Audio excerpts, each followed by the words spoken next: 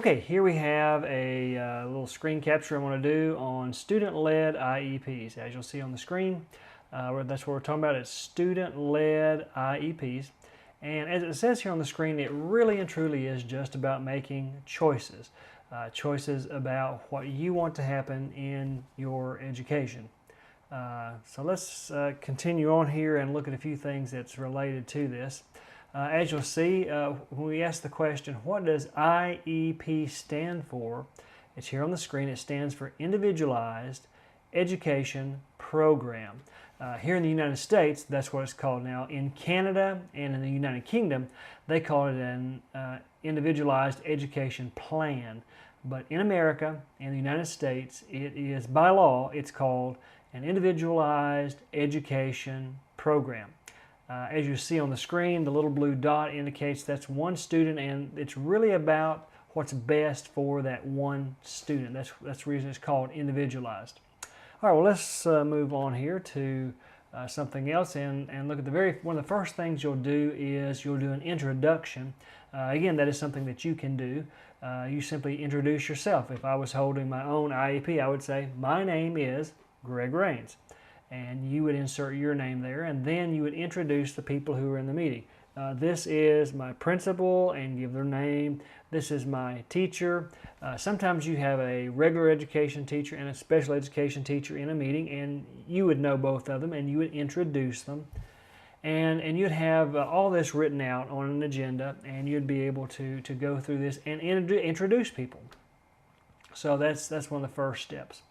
Well, let's move on to our next slide and talk about stating the purpose of the meeting.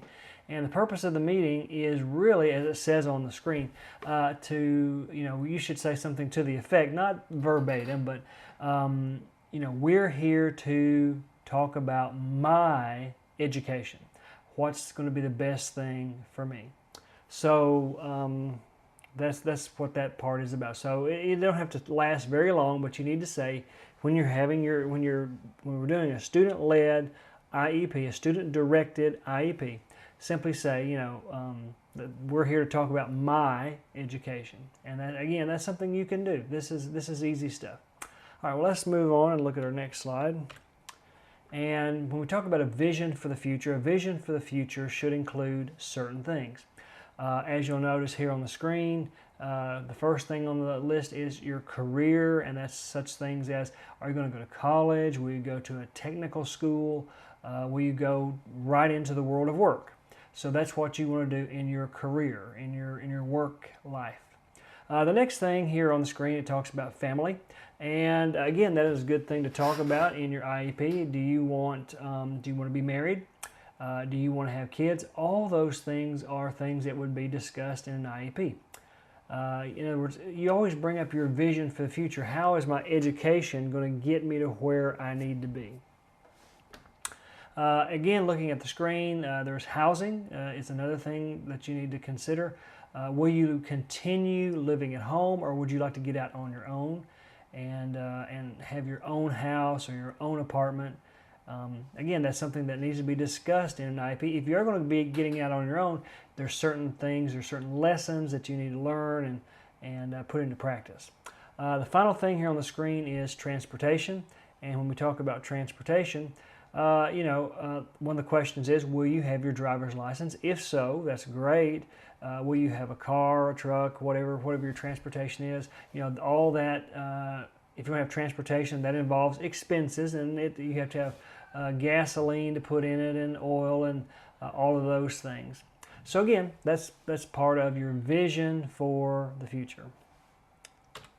All right, so as we look at goals, as it says on the screen in the IEP, we set goals and we measure goals. So we would be setting a particular goal as to what needs to happen in your education program. If you've looked at an IEP before, a lot of times it will say you'll do this particular thing with 80% accuracy or 90% accuracy. And that's how we set a goal, and then we measure the goal to see how close you got to the goal. We discuss that when we have an IEP meeting. All right, well, very good. Let's move on now to our next thing and talk about accommodations and modifications.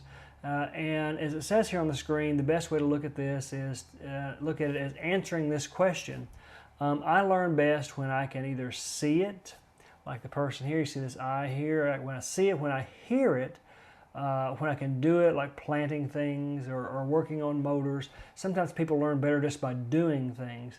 And then finally, some people learn best when they talk about things. And in your IEP, we need to talk about the best way for you to learn and try to make sure that that is included in your IEP, that you are given the correct accommodations and modifications so that you can have success in your education program. All right, let's see here. All right, that gets us all finished, so we'll sign off for now and talk to you later. Bye.